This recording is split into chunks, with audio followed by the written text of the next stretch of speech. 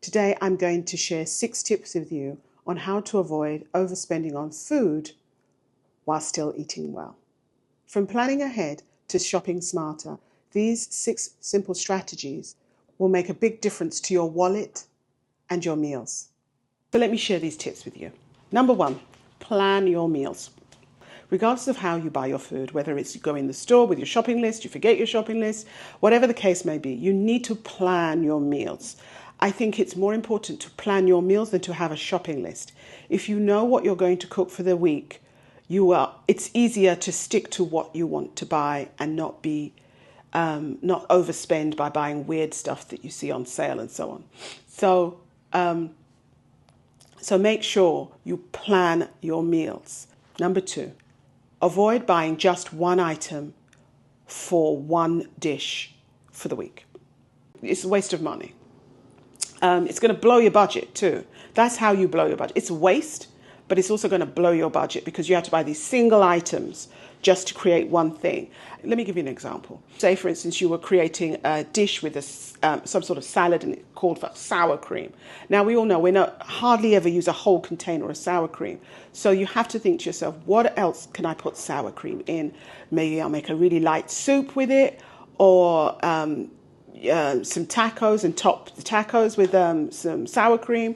You'll have to think beyond the one dish you're making. So you're planning your meal, but make sure the ingredients you use can run through the week. Try to do that. It's difficult to balance what you need and what you buy, but with some practice you can get round to it. Make sure your meals are that you plan for the week. Also, the ingredients are linked so that you're not buying all these individual items that just bring up the price of your food budget for the week. Number 3, buy your staples in bulk whenever you can. Now, bulk means different things to different people, to different households. If you're a single person, I think 3 cans of beans is bulk, right?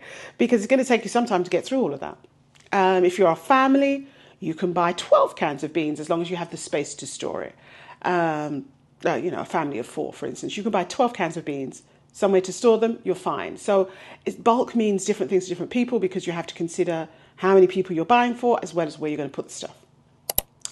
So when I say bulk, I don't mean buy a hoard of stuff. I mean buy in bulk dependent upon your needs within your family. This is how you save money. For instance, I think of beans a lot of the time because there's often sales for beans, like buy 2 get 1 free, or 1 at $1, and is it $1 or 1 at whatever, 1 at $1, for instance, and 3 at $2.50. Makes perfect sense. Buy the 3 at $2.50. And keep them in the cupboard. They're staples. They're going to stay there for long. And when we talk about beans, I say cans because they're convenient. But dried beans are even cheaper. If you can get those packets of beans, they're so cheap. And you get a big packet that will last you could buy it for one packet for a single person. It could last the entire year. So consider buying dried beans instead of canned. You don't have to be concerned about what you do with the rest of it. You just prepare the amount you need and you're good and golden. And you've saved lots of money because you bought them in bulk. If you eat a lot of rice, like we do in this house, a lot of rice, let me tell you. So I buy 10-pound bags, and I store them in our closet. Just because there's a lot of rice being eaten in this household. But if you're a single person, buying 2 5-pound bags of rice is a good idea. I tend to mix my rice. I mix jasmine and basmati rice together. I like it. It's nice. And I try and make everybody do it. I don't know why.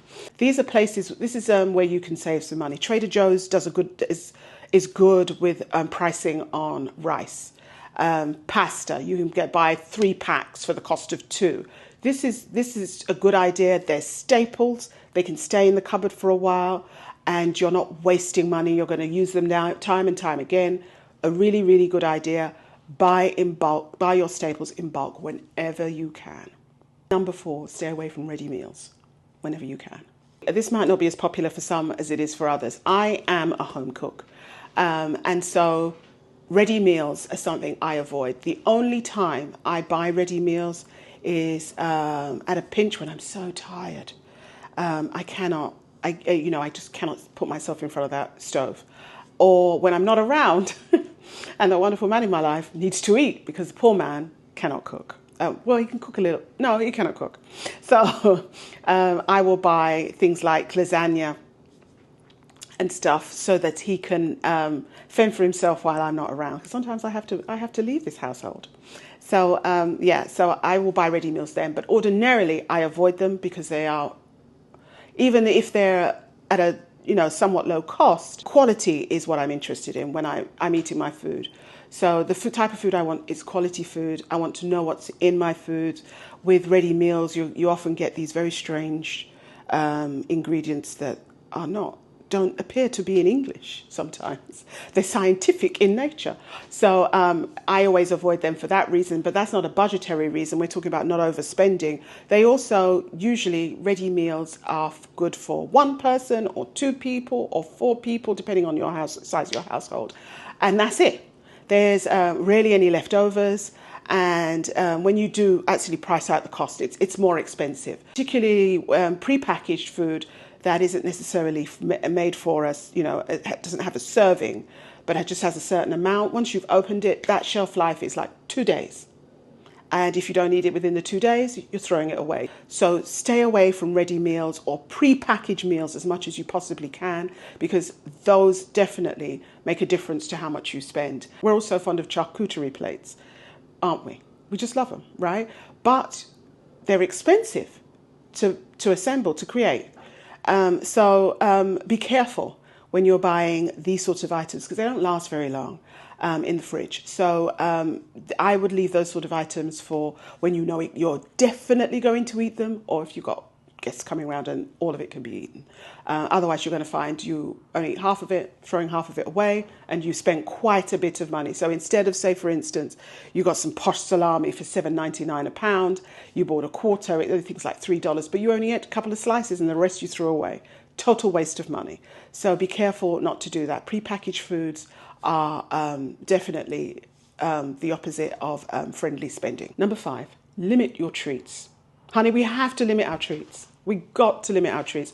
When you're coming up in age like I am, you've got your body doesn't react to certain foods as it used to. It doesn't get rid of sugar. I can't burn off my sugar like I used to. So treats should be they're low on the list for me of things that I need in the household, although they do find their way in this household in some way. There's usually some treats in that corner. But try your best to limit your treats because they are budget busters. Particularly, those lovely refined sugars and stuff. It's just so expensive. $8.99 here for 4 of this, or $6.99 for 1 of those. They really do make a difference to how much you spend. Wine, that's a treat. Some people find it's a necessity, but it's a treat. Even non-alcoholic wine is expensive. So limit how much you purchase if you're trying to avoid overspending on your budget. And it will really help. If you were literally to cut out the treats, I know. I'm not saying cut out all treats. I'm saying limit treats so that your budget can stay within a manageable spend and you can live a prosperous life. And number 6, talk about budget busters. Do not outsource your meals. And what do I mean by that? Is delivery. Delivery will ruin your food budget. I think I mentioned before I was having a conversation with my friends and I told them how much I spend on food, my grocery bill, and they were like, oh my God, that's so much. But I do know that they spend, particularly one of them spends a lot of money or does a lot of ordering. And so if we were to compare how much she spent on ordering compared to how much I spend on food, I think I'd come out the winner, to be honest with you. So do not outsource your meals. Try your best if you're trying to keep your budget down to as little as possible. The economy is scaring you and you want to keep as much money in your bank account. Try not to order out, unless, of course, you find you have a really good deal, and they're hard to find. They're not that easy to find.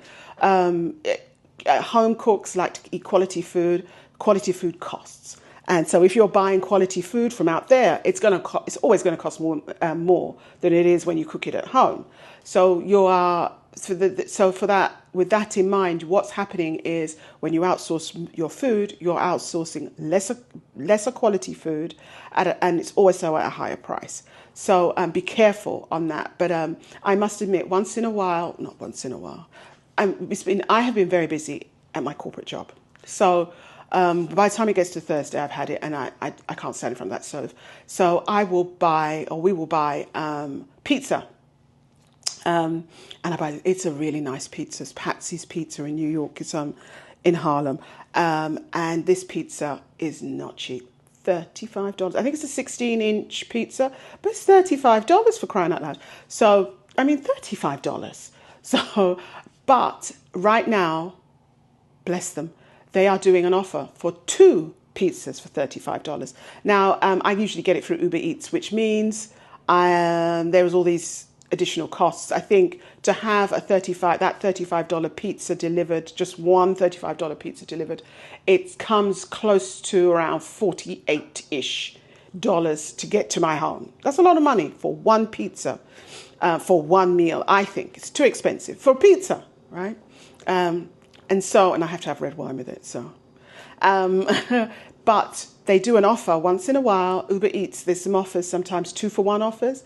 Then I will buy it because then it's $48. I get 2 pizzas. It's more than enough it's enough for one meal. And then we have a whole nother pizza for the next day. Sometimes we have it snacks, sometimes take it to work for lunch. There's the young one, he will snack on it, as he's gaming, he's running around, expelling energy. So that makes sense. If you can get a deal, that makes sense. But outsourcing your food and having it delivered will definitely bust your budget, push it to its excesses, and make you very unhappy. So avoid doing that. And that's my last tip. And I hope you enjoyed my tips today. Let me know if you have any other tips, if there's anything that you do to avoid overspending. It may be just not shopping at all. Or I know there's another one, which is shopping your cupboards, which is, I did another video about avoiding food waste. And I mentioned, rotating your food pantry, your food cupboards to make sure you know what's going on at the back of your cupboards.